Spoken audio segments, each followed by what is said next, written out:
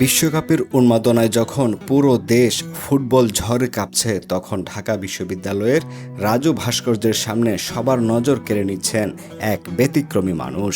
তিনি রিকশাচালক মোবারক হোসেন। তার রিকশাটি যেন চলমান এক ব্রাজিল সবুজ হলুদ পতাকায় মোড়ানো পুরো বাহন, আর চালকের মাথায় মাইকেল জ্যাকসন স্টাইলের টুপি। দূর থেকেই চোখ আটকে যায় তার রঙিন সাজে। মোবারক হোসেনের একটাই স্বপ্ন, নেইমার যদি বাংলাদেশে আসেন আমি তাকে স্যালুট দেব। একবার সামনে থেকে দেখতে পারলেই জীবন সার্থক। এই একটি বাক্যই যেন ফুটবল প্রেমী এই মানুষের আবেগের গভীরতা প্রকাশ করে। পাবনা জেলার সাতিয়া উপজেলার গৌরীগ্রাম ইউনিয়নের বাসিন্দা মোবারক জীবিকার তাগিদে এখন ঢাকায় রিকশা চালান, কিন্তু কঠিন জীবন সংগ্রামও তার ফুটবল প্রেমকে একটুও কমাতে পারেনি। বরং প্রতিদিন রিকশা চালিয়েই তিনি ছড়িয়ে দিচ্ছেন ব্রাজিলের প্রতি নিজের ভালোবাসা।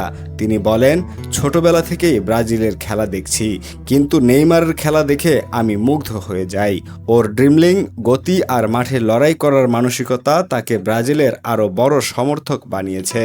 তাই আমার রিকশাটাকে ব্রাজিলের রঙে সাজিয়েছি। রাজু ভাস্কর্যের সামনে তার রিকশা যেন একটি ক্ষুদ্র দর্শনীয় স্থানে পরিণত হয়েছিল। অসংখ্য দর্শনার্থীকে তার রিকশার সামনে থেকে ছবি তুলতে, সেলফি নিচ্ছেন, রিলস বানাচ্ছেন। অনেকেই আবার শুধু এই ব্যতিক্রমী ব্রাজিল প্রেমী মানুষটির সঙ্গে কয়েক মিনিট কথা বলতেই ভিড় করছেন।